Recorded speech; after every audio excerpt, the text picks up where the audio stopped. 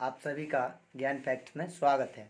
तो आज की हम बात करेंगे कि बिहार बोर्ड 10th में नंबर कैसे उठाए और वहाँ का कॉपी कैसे लिखे। जैसा कि बिहार बोर्ड का रूल है, आप लोग जानते हैं कि ऑब्जेक्टिव कितना पूछता है, सब्जेक्टिव कितना पूछता है। ऑब्जेक्टिव 1 नंबर का रहता है, जैसे कि प्रत्येक क्वेश्चन जो है आपको 1 मार्क्स का मिलेगा।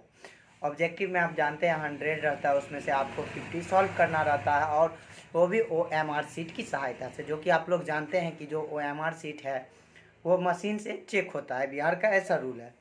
और कुछ उसमें 2 नंबरी क्वेश्चन रहते हैं और कुछ 5 नंबरी क्वेश्चन रहते हैं। देखिए, बिहार बोर्ड का जो कॉपी जांच किया जाता है ना, बिहार बोर्ड का कॉपी जांच करने का बहुत ही यूनिक तरीका है। बिहार बोर्ड का जो कॉपी जांच करेगा, वो बिहार बोर्ड का कॉपी जांच कैसे करता है। टीचर का ऐसा मानना रहता है कि बच्चा यदि कुछ लिखा है तो हम उसको फेल नहीं करेंगे, क्योंकि इससे रेपुटेशन बिहार की बनी रहती है। और बिहार की ऐसी सरकार की आदेश भी रहता है कि जितने भी शिक्षक है, किसी भी बच्चे की कॉपी को फेल नहीं किया जाएगा। लेकिन उसमें से भी कुछ कुछ % बच्चों को फेल कर दिया जाता है।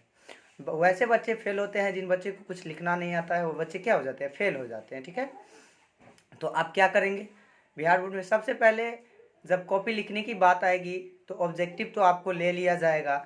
1 घंटे 15 मिनट या जो भी उसका टाइम निर्धारित समय रहेगा, वो निर्धारित समय के अनुसार आपका ऑब्जेक्टिव क्वेश्चन वाला पेपर ले लिया जाएगा। ठीक उसके बाद 2 नंबरी क्वेश्चन की बात होगी। जो 2 नंबरी क्वेश्चन है वो 2 नंबरी क्वेश्चन, और उसके बाद आपका ये लॉन्ग टाइप का क्वेश्चन लिखने का मिलेगा। आप उसमें क्या करेंगे, सबसे पहले आप उसमें जो है कि सबसे पहले आप 5 नंबरी क्वेश्चन को इजी तरीका से बना लेंगे।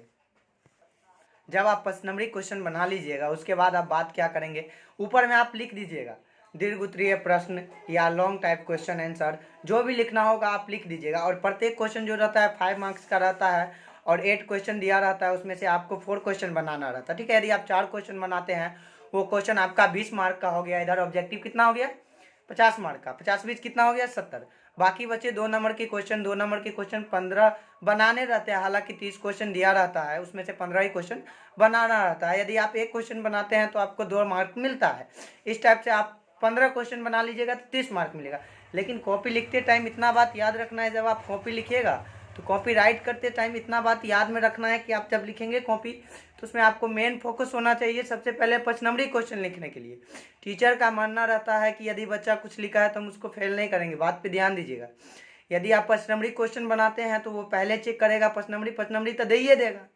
उसके बाद 2 नंबरी वो चेक करेगा, 2 नंबरी चेक करेगा तब आप 2 नंबरी में तो नंबर कटवे नहीं करेगा।